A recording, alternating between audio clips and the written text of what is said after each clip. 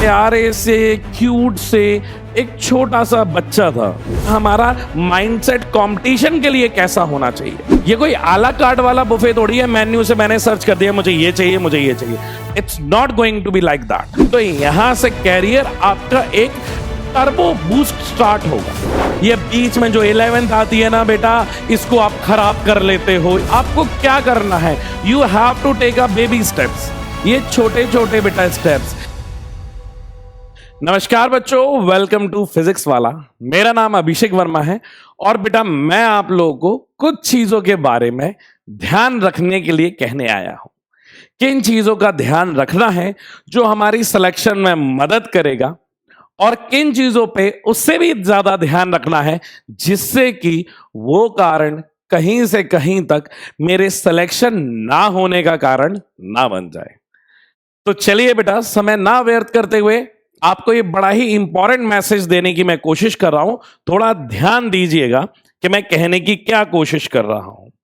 बेटा अभी तक आप लोग कौन से क्लास में थे? सर अभी तक तो हम लोग 10th क्लास में थे और बढ़िया से गई 10th क्लास हम लोगों की, और बहुत अच्छा रिजल्ट भी आया। और अब सर हम लोग आ गए हैं 11th क्लास में, और 10th से 11th में बेटा कई चीजों का ट्रांजिशन होता है। और कुछ ट्रांजिशन मैं पहले आपके पर्सपेक्टिव से बताना चाहूंगा और फिर मैं पढ़ाई के पर्सपेक्टिव से बताना चाहूंगा कि यार पढ़ाई में ये चेंजेस आते हैं। पहले मैं आप लोग के साइकोलॉजिकल चेंज के बारे में बात करता हूं। पहले बेटा आप लोग क्या समझते थे, जब आप 10th क्लास में थे तब आप बहुत प्यारे से क्यूट से एक छोटा सा बच्चा था, जो टीचर जो कह दे वो मान लेता था, जैसे बताते थे हम वैसा करते थे और वही चीजें आती थी। क्योंकि अब हम जो तैयारी कर रहे थे या जो पढ़ाई कर रहे थे वो एक क्लास से दूसरी क्लास में जाने की तैयारी कर रहे थे हम लोग। सही बात है कि नहीं है? हाँ सर। और जैसे ही बच्चा 11th क्लास में आ जाता है बेटा, उसके पास कुछ मिसकंसेप्शन आ जाते हैं किन्हीं कारणों के वजह से।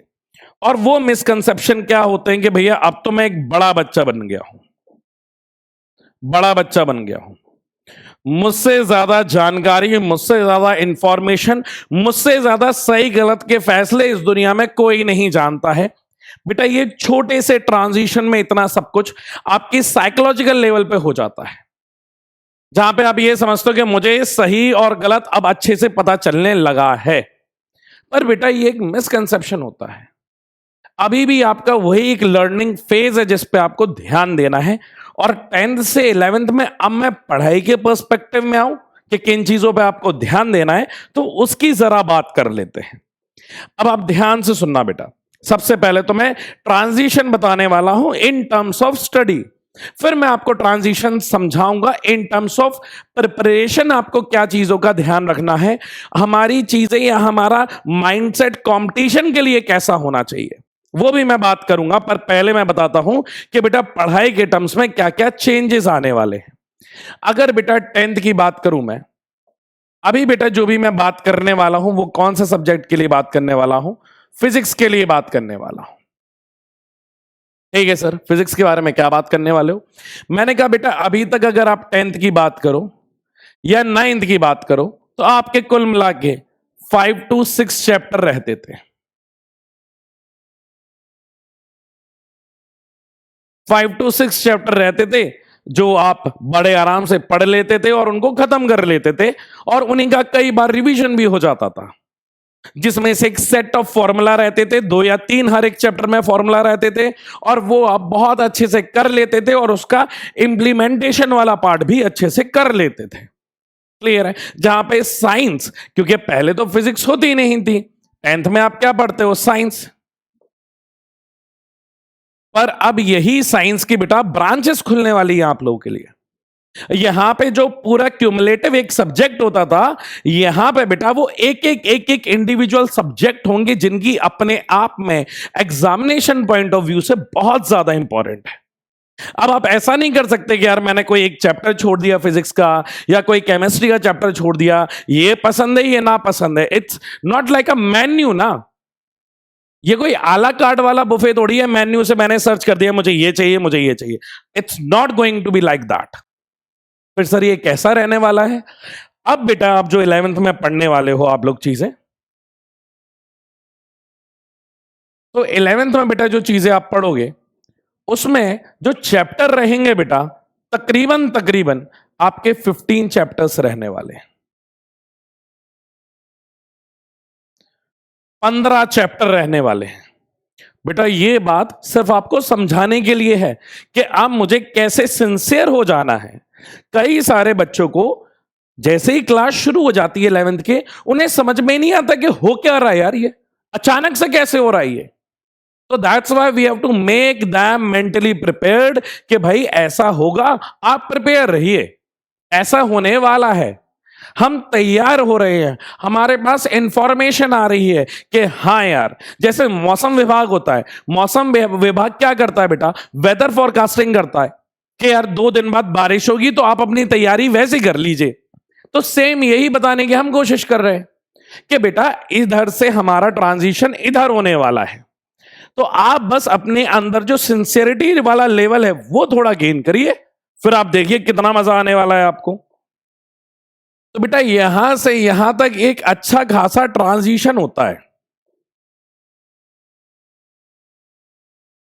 और उस ट्रांजिशन में आपको बड़े ही डट करके सामना करना है।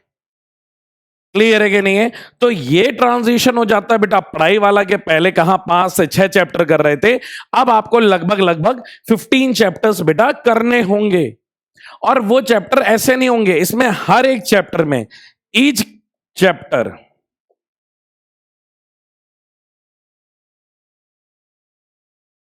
इज इंपॉर्टेंट, पहली बात तो ये, और इंटरलिंक्ड भी होंगे बेटा।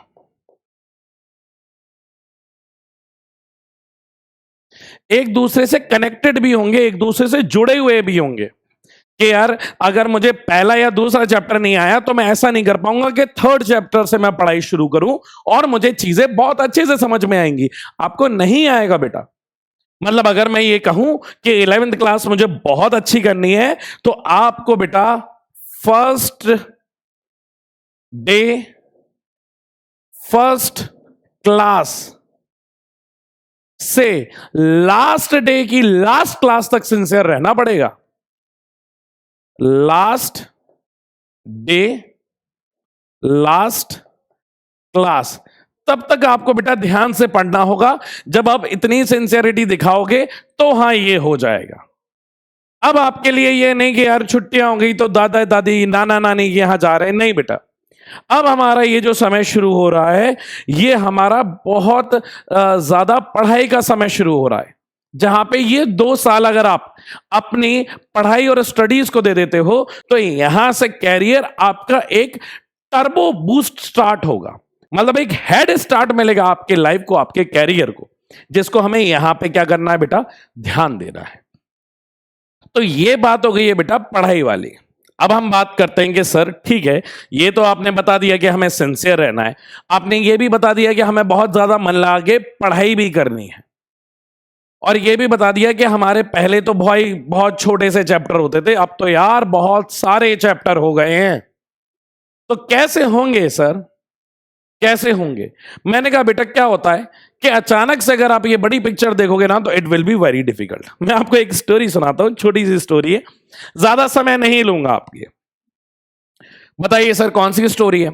मैंने कहा यार मैं 10th क्लास में था, तो 10th क्लास में बोर्ड के पेपर हुए थे, और 10th के पास बोर्ड के बाद छुट्टियां पड़ी थी, तो पेरेंट्स कहने लगे चलो वैष्णो देवी चलते हैं घूमने के लिए। मैंने कहा यार बढ़िया यार, ये तो वैष्णो देवी जा रहे हैं सब लोग।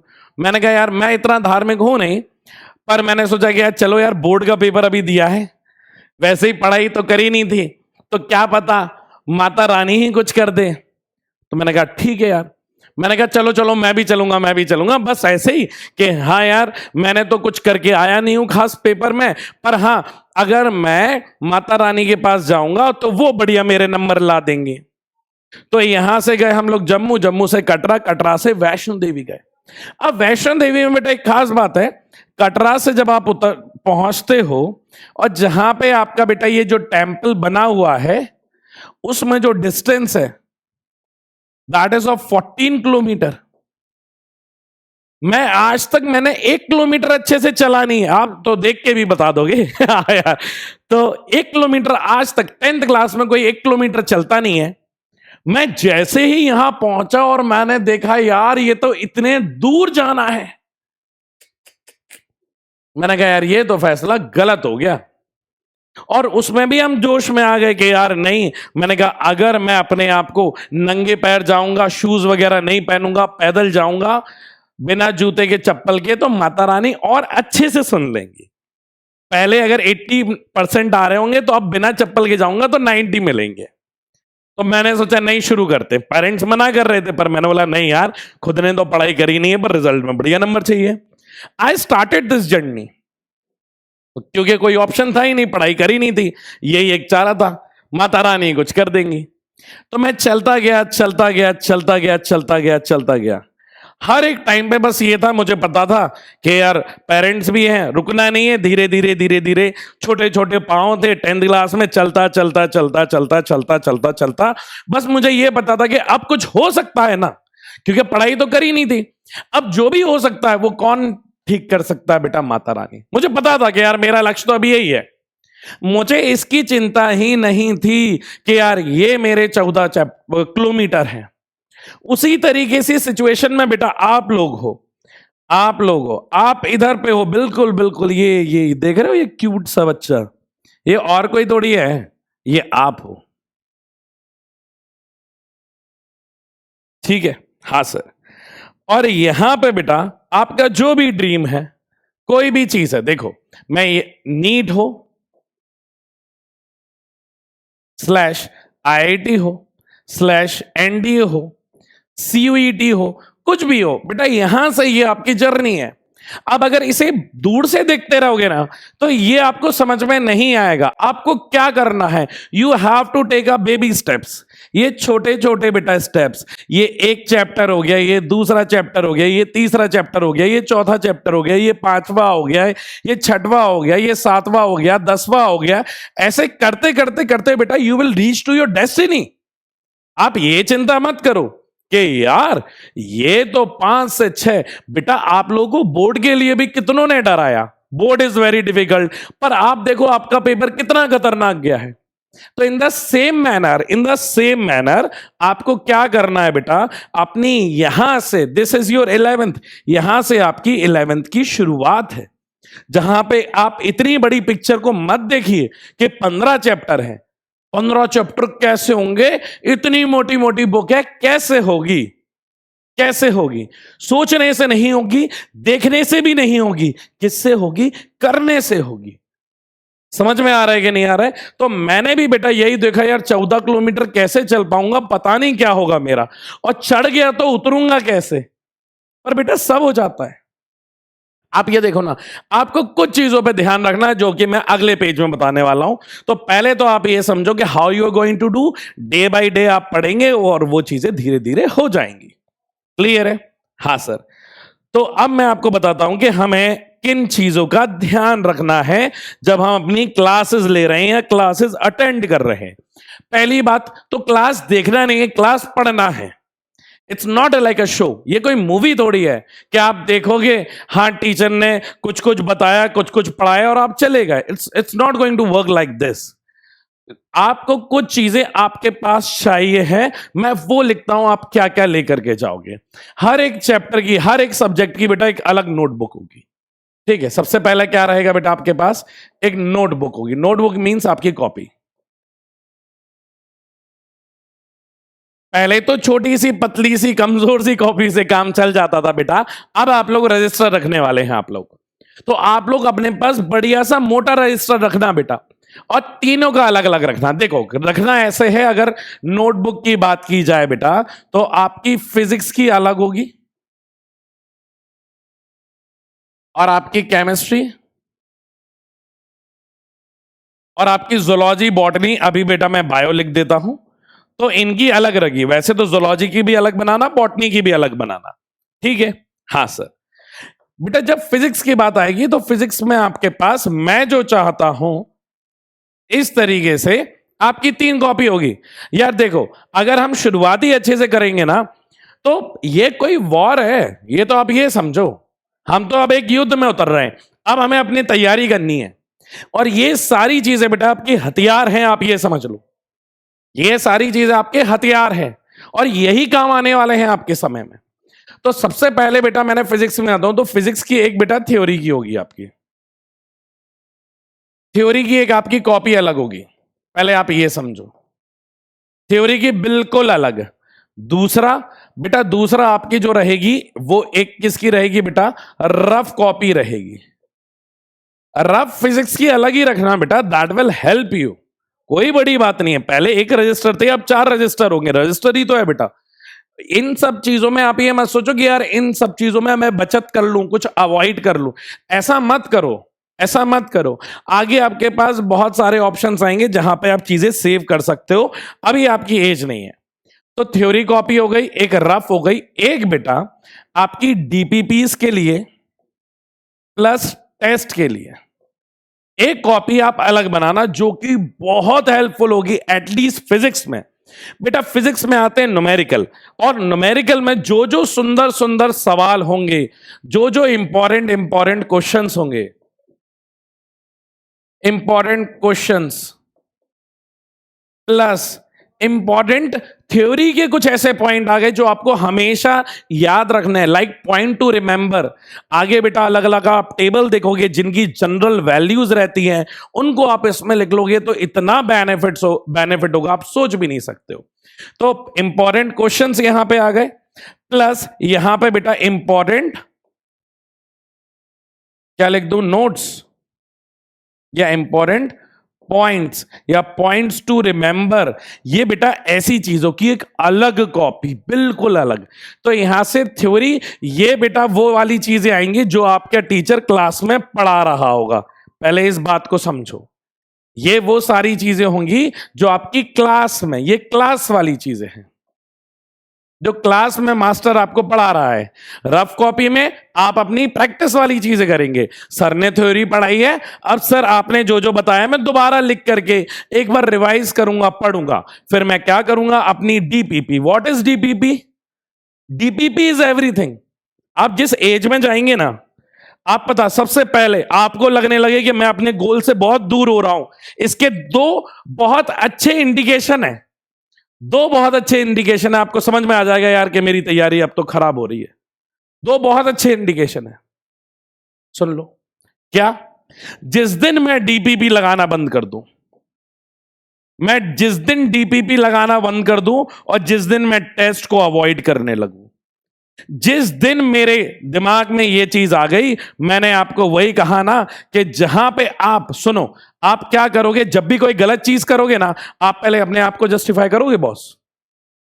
आप अपने आप को बोलोगे कि यार मैं डीपीपी क्यों नहीं लगा रहा हूं, तो आप बोलोगे नहीं यार, क्योंकि मैंने वो चैप्टर पूरा नहीं पढ़ा है, या किया नहीं है, या समझ में नहीं आया। तो ये क्या है बेटा, पहले आपने अपने आप को जस्टिफिकेशन दोगे।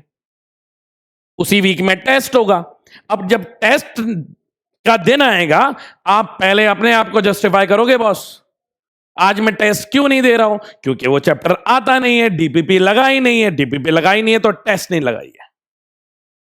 ये चीज क्या होने लगेगी, दूर होने लगेगी। एक बहुत अच्छा चीज बेटा आप लोग सुनो, ये दो चीजें हैं, ध्यान से सुनना। ये आपकी पढ़ाई है और ये आप हो। पहले पढ़ाई के बीच में आप बिल्कुल ऐसे रहते हो जब चीजों की शुरुआत होती है, एक थोड़ा गैप बनेगा, ये गैप बनेगा, ये गैप का कोई भी रीजन हो सकता है, मामा चाचा दीदी भैया की शादी हो सकती है, दोस्त का बर्थडे हो सकता है, घूमने जाना हो सकता है, कुछ भी हो सकता है। ये गैप बनेगा, आप कोशिश करोगे ये गैप को कम कर लो। तो ये गैप बेटा इतने से अगर आपने इतना कम कर लिया तो दैट्स वेल एंड गुड। फिर ये क्या होगा, ये गैप धीरे धीरे बढ़ेगा।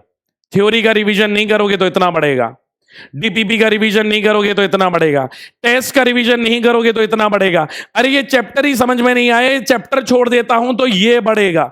और बेटा ये बढ़ते बढ़ते बढ़ते एक दिन ऐसा फासला बन जाएगा जब आप ये कह दोगे नहीं यार 11th डिफिकल्ट है। सच कह रहा हूं, आप ये बोलोगे कि नहीं यार 11th डिफिकल्ट है, आप ये नहीं बोलोगे कि ये जो यहां से यहां मैं गया हूं उसका जिम्मेदार मैं हूं। उसका जिम्मेदार मैं हूं। पहले आप इस बात को तो समझो। आप जिस दिन ये रियलाइज करोगे कि हां ये मैं ऐसा था, बेटा उस टाइम तक बहुत देर हो चुकी होगी। उस टाइम तक बहुत देर हो चुकी है। ये बात आपको क्यों लग रहा है, ये क्यों समझाया जा रहा है? क्यों? ऐसा क्या होगा 11th में? सब कुछ होगा 11th में, सब कुछ होगा 11th में। आप ये समझ लो, जिसका भी सिलेक्शन नहीं हो रहा है, आपके सीनियर, आपके कोई ना कोई ऐसे दीदी भैया होंगे, कोई ना कोई ऐसी दीदी भैया होंगे ही होंगे जो क्या कहेंगे कि यार जो 11th में होंगे, जो 11th से 12th में जा रहे होंगे या फिर 12th पास आउट कर लिया होगा, उनसे पूछना, इन केस अगर सिलेक्शन नहीं हुआ तो उनसे पूछना, तो वो क्या बोलेंगे? वो सिर्फ एक बात बोलेंगे, यार 11th मेरी अच्छी नहीं रही, 11th मेरी अच्छी नहीं रही, इस वजह से ऐसा हो गया। 12th तो मुझे आता था। यार पता है आप लोग क्या करोगे? क्योंकि इसी बात, अरे अभी से थोड़ी है बेटा, it's been a long process, बहुत समय से पढ़ाते हुए आ रहे हैं और सेम प्रॉब्लम आ रही है ना, तभी तो उसको लेकर के आए हमें कि हाँ this is problem that should be rectified ASAP। जब बच्चा 11th में जाने वाला है उससे पहले क्लियर कर दो बॉस, और नहीं तो आगाह तो कर दो। यार हमने आपको बताया था बेटा कि ऐसा कुछ होगा, आपने क्यों नहीं ध्यान दिया? एटलीस्ट ये तो बताया ना, सर 11th अच्छी नहीं थी मेरी।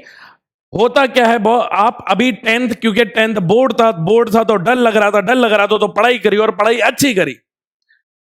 अब क्या सोचोगे आप कि यार अब तो जो बोर्ड आने वाला है वो 12वीं में आने वाला है, 12वीं में मैं पढ़ाई करूंगा, ध्यान से करूंगा। अब ये 10th में आप सोचते हो यार अभी तो बोर्ड दिए और अगले साल फिर बोर्ड देने, ये बीच में जो 11th आती है ना बेटा, इसको आप खराब कर लेते हो, इसी चक्कर में खराब कर लेते हो, इसी चक्कर में खराब कर लेते हो।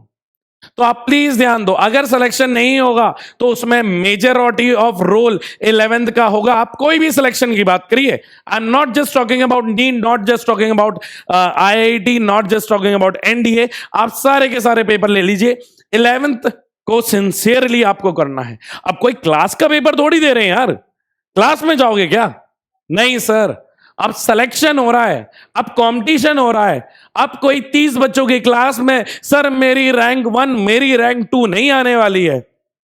आप एक ऐसे कंपटीशन में बैठोगे, ऐसे एक वॉर जोन में बैठोगे जहां पे 13 लाख से 15 लाख बच्चे होंगे, जहां पे आप सेलेक्ट किए जाओगे। There is a difference. मैंने एडमिशन लिया, मेरा सिलेक्शन हुआ, आप किस जगह जाने वाले हो ये आपके ऊपर है। आप सिलेक्शन लेकर के कहीं जाने वाले हो या आप किसी जगह पे एडमिशन लेने वाले हो, these two things will make a difference. ये दो चीजें डिफरेंस क्रिएट करेंगे, आपके ऊपर है आपको क्या करना है। ठीक है, तो आपको ये कुछ चीजें बेटा मैंने बता दी हैं कि फिजिक्स में आपको इस तरीके से चीजें करनी होंगी। ठीक है, और ये आपको इंडिकेशन दे दिया कि ये खुद आप अपना एनालिसिस बहुत अच्छे से कर सकते हो। बेटा ये जो भी चीजें हैं ये दोबारा आएंगी, किसी का बर्थडे दोबारा आएगा, साल बदलेगा तो ठीक है, पर बेटा ये जो साल है, ये जो 11th है, ये एक बार निकल गया, आप दोबारा ये समय नहीं ला पाओगे। समझ में आ गया? The most valuable thing that you have is time. Time से ज्यादा इंपॉर्टेंट कुछ भी नहीं है। 11th इस्तेमाल कर ली। आप पूछ लेना किसी, यार देखो मैं तो आपको अभी मिला हूं ना, आप तो मेरा चेहरा अभी देख रहे हो। आप किसी ऐसे विश्वास पात्र के पास जाना जिसमें आपको ट्रस्ट हो और वो अभी 12th में पहुंचा हो या 12th पास कर लिया हो। आप जिस स्कूल में, वहां पे दीदी भैया बहुत सारे होंगे, आप उनसे पूछ लेना यार 11th का क्या सीन रहा है, वो आपको रियलिटी बताएंगे ना। और उन रियलिटी से सीखो, उनको फॉलो मत करो, सीखो। इसलिए तो ये लेकर के आए हैं। क्लियर है बच्चों? हाँ सर। अब आपको और चीजों पे क्या ध्यान देना है बेटा? कुछ चीजें हैं, अगर आप इनको मान लोगे तो आपके लिए बहुत ज्यादा अच्छा होगा। कोई भी एग्जाम डिफिकल्ट नहीं होता, कोई भी एग्जाम सिर्फ 3 चीजें आपके से मांगता है, सिर्फ 3 चीजें। पहला, हार्ड वर्क।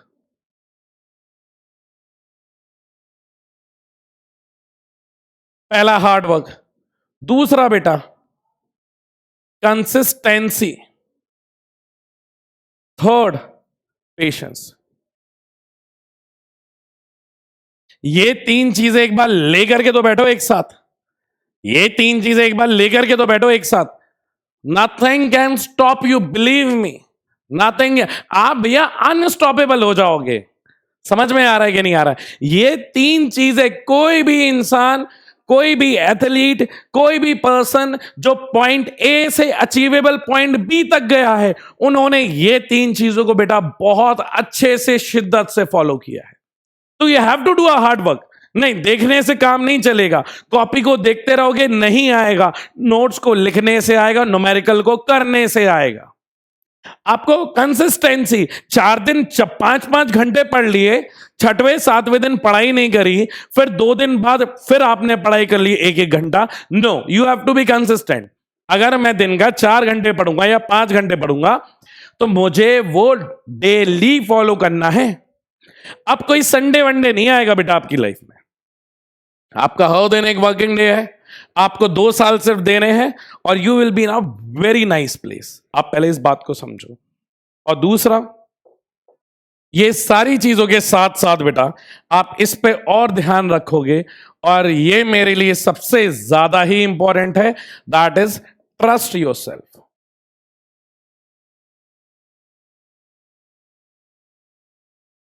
Trust yourself. बेटा आपको अपने आप पे विश्वास रखना है। अगर कोई कहे नहीं तुम ये नहीं निकाल सकते, उसे गलत प्रूव करना है। कोई ये कहेगा नहीं ये पेपर मुश्किल है, काम मुश्किल तुम्हारे लिए है, मेरे लिए नहीं है। आप अपनी इमेजिनेशन, अपने थॉट प्रोसेस मेरे ऊपर मत डालो, ये आपके ऊपर है। आप एक बार सोचो तो, और आप जो सोच लोगे, जो जिद कर लोगे, वो आपको हासिल होगा। You just have to be जिद्दी। हमारी जिद इतनी खतरनाक होनी चाहिए, आप लोगों को अलग अलग बातों से लोग बाग डराएंगे कि इतनी कम सीट होती है, ये होता है, वो होता है। ऐसा कुछ भी नहीं है। मुझे क्या मतलब 15 लाख लोग दे रहे, मेरी एक सीट पक्की है, दैट इज द ट्रुथ। वो नहीं बदलेगी। मुझे बाकियों का सिलेक्शन हो रहा है नहीं हो रहा है मुझे फर्क नहीं पड़ता, मेरा सिलेक्शन होगा, मेरा नंबर उस सीट पे लिखा हुआ है और मैं लिख चुका हूं उसको। तो you have to trust yourself कि हाँ मैं कर लूंगा। पहले अपने आप पे तो ट्रस्ट करो, आप अपने आप पे विश्वास करो। और मैं चाहता हूं, और मैं बता रहा हूं बॉस, किसी को हो ना हो, मुझे आपके ऊपर पूरा विश्वास है और हमेशा ही रहेगा, चाहे दुनिया कुछ भी कहते रहे। मैं आप पे बहुत विश्वास करता हूं, आप ये बात मान लो, ठीक है? तो ट्रस्ट योरसेल्फ। और आखिरी बात बेटा जाते जाते यही कहना चाहूंगा, क्या सर, कि टाइम टाइम पे विटामिन एच ले लेना। सर ये विटामिन एच क्या होता है? बेटा विटामिन एच जो होता है ना, ये बहुत इंपॉर्टेंट होता है। ये सिर्फ और सिर्फ फिजिक्स वाले टीचरों के पास मिलता है, ये बायोलॉजी वालों के पास नहीं मिलता। सर विटामिन एच बोले तो बेटा हैप्पी। कोई भी पढ़ाई करो, कोई भी चीज करो, एक मुस्कुराहट के साथ, एक स्माइल के साथ करो, खुश रह के करो, बढ़िया से पढ़ाई करो, ठीक है? तो बेटा मिलते हैं अपन जल्दी से, तब तक आप प्लीज इन बातों का ध्यान रखें। ये बातें बहुत इंपॉर्टेंट है आपके लिए, आपके भविष्य के लिए। तो ध्यान दीजिएगा, मिलते हैं जल्दी, तब तक के लिए नमस्ते।